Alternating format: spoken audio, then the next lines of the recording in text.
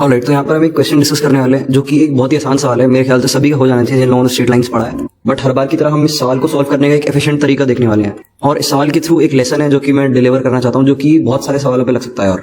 और ये वीडियो काफी छोटी होने वाली है क्योंकि सवाल आसान है पर जो लेसन है वो बहुत ज्यादा इंपॉर्टेंट है। तो वीडियो को पोस्ट करो और एक बार सवाल को ट्राई करो। जिन लोगों को मेरी राइटिंग बहुत ज्यादा पसंद है उनके लिए मैं एक बार पढ़ देता हूँ। Find the distance between the origin and the line under root of y minus 1 minus x plus y minus 1 is equal to 0 measured along the line root 3 minus root 6 multiplied by y minus root 3x plus pi to the power e is equal to 0 है ना। दो line है और origin से sign का distance निकालना है measured along the given line. तो वीडियो को पोस्ट करो, इसको ट्राई करो। तो आई होप आपने ट्राई कर लिया होगा, और मुझे नहीं पता, हो सकता है कुछ लोगों ने सही अप्रोच से कर लिया हो, पर काफी लोगों के साथ ये सीन है कि उन्होंने लंबी अप्रोच से किया होगा और बाद में उन्हें रियलाइज हुआ होगा सॉल्व करते करते कि यार ये तो शॉर्ट अप्रोच से भी हो सकता था। हो सकता है बहुत सारे लोगों को पता चल गया हो कि शॉर्ट अप्रोच क्या है, क्योंकि ये सवाल ही ऐसा है, करते करते पता चल जाता है। तो एक बार जिन लोगों को नहीं समझ आया उनके साथ मैं डिस्कस कर लेता हूँ। देखो यार, इस सवाल को करने के दो तरीके हैं। पहले समझ लेते हैं सवाल क्या रहा है। तो हमको इसमें दो लाइंस दी हैं। मान लेते हैं हमारी पहली वाली लाइन है जिसके बीच का और ओरिजिन का हमें डिस्टेंस निकालना है, और ये ग्रीन वाली जो है हमारी कोई लाइन 2 है जिसके अलोंग डिस्टेंस निकालना है ना। तो डिस्टेंस तो देखो ओरिजिन से निकालना है यहाँ से, बट इस लाइन के अलोंग निकालना है। सवाल का कहने का मतलब ये है कि एक ऐसी लाइन जो कि ओरिजिन से पास कर रही है बट ग्रीन वाली लाइन के पैरेलल है। तो अगर इसका फिगर बनाएंगे तो ऐसा होगा, है ना। तो जो मैंने अलग से कलर की जो लाइन बनाई है जो कि थोड़ी सी टेढ़ी है, जो कि लाइन नहीं है एग्जिस्टेंशियली, बट हम इसे कंसिडर कर रहे हैं लाइन। तो हमें ये लाइन जो है इसके अलोंग डिस्टेंस निकालना है। जब बोलते हैं अलोंग मतलब उस लाइन के पैरेलल एक लाइन ओरिजिन से पास करती हुई, और ये डिस्टेंस हमें निकालना है। ठीक है, उम्मीद करता हूँ तुम्हें समझ आ गया होगा। और अगर मैं ग्रीन वाली लाइन को थोड़ा और टेढ़ा कर दूं तो फिगर कुछ इस तरह का होगा। तो देखो यार, इस सवाल को करने का जो जनरल तरीका होता है वो होता है ये कि जो तुम्हें दूसरी वाली लाइन दे रखी है, तुम इस लाइन का पहले स्लोप कैलकुलेट करो, फिर एक नई लाइन बना लो जिसको हम कहते हैं y बराबर mx, और m का जो m की जो वैल्यू है वो इसी के बराबर है जो कि इस लाइन का हमारा स्लोप आया था। और फिर तुम जो y इक्वल टू mx है, जो ये नई लाइन आई है हमारी पिंक वाली, इसको इस लाइन के साथ सॉल्व करो।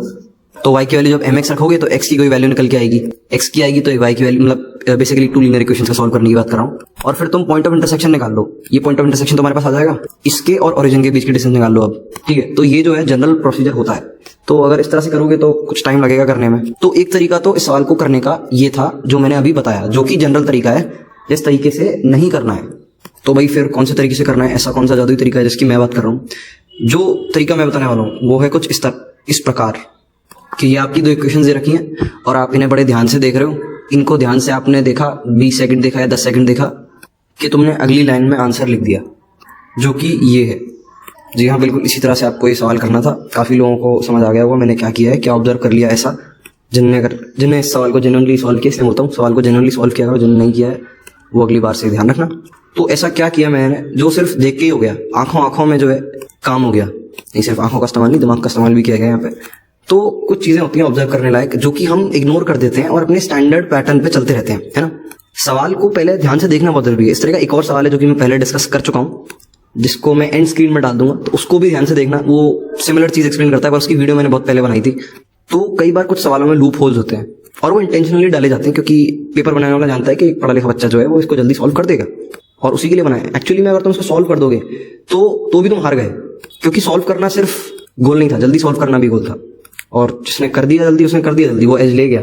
तो अब हम वापस आते हैं खेल में।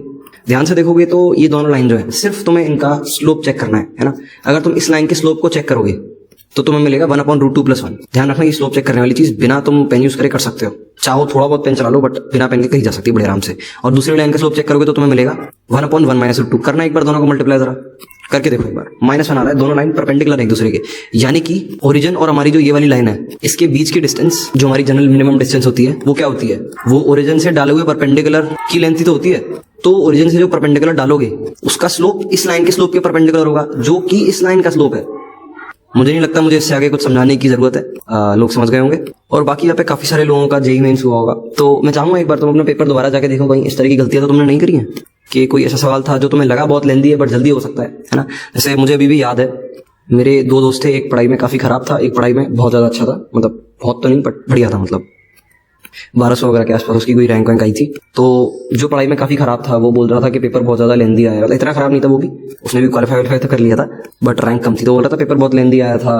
और जो अच्छा वाला था उसके चेहरे पे जो है कोई गम नहीं दिख रहा था, उसको पेपर बिल्कुल लेंदी नहीं लगा। आई मीन ये एक्चुअल चीज बता रहा हूँ मैं, कोई बनाई हुई स्टोरी नहीं है। तो उन दोनों ने जो है पेपर डिस्कस किया, जो अच्छा वाला है उसने खराब वाले को बताया कि यार ये सवाल स्ट्रिक्ट से हो जाता है, सवाल ऐसे हो जाता है, सवाल ऐसे हो जाता। तो उस खराब वाले को रियलाइज हुआ कि यार काफ़ी सारी चीज़ें हैं जो मैंने सीखी ही नहीं अपनी जेई प्रिपरेशन के दौरान। उस टाइम मुझे भी ये रियलाइज़ हुआ दोनों की कन्वर्सेशन को देख के, दोनों जो डिडक्शन कर रहे थे वो देख के, कि हाँ यार बात तो सही है। तो मैंने अपने आप को खराब वाली की जगह रख के देखा और काफ़ी कुछ सीखने को मिला। तो कभी भी पेपर को ब्लेम नहीं करना चाहिए, पेपर ये आया था वो आया था, अरे रैंक तो तुम्हारी उतनी आएगी जितनी तुमने तैयारी करी होगी। तो पेपर को ब्लेम करना छोड़ो, काम पे ध्यान लगाओ। और अगला जेईई मेंस आने वाला है, उसके लिए ऑब्वियसली बेस्ट ऑफ लक। जो भी चीज़ें मैं सिखा रहा हूँ आई होप तुम्हारी हेल्प करेंगे अगले आने वाले पेपर में, और तुम आने वाले कुछ दिनों जो बीच का टाइम ट्रायल है इसमें तुम स्ट्रेंथन कर लो अपने आप को इन सारे एस्पेक्ट्स में, क्योंकि ये बहुत माइनर माइनर चीज़ें हैं जो कि ड्रास्टिकली रिजल्ट को इंप्रूव कर देती हैं और लोग इग्नोर कर देते हैं। ठीक है, तो see you in the next one.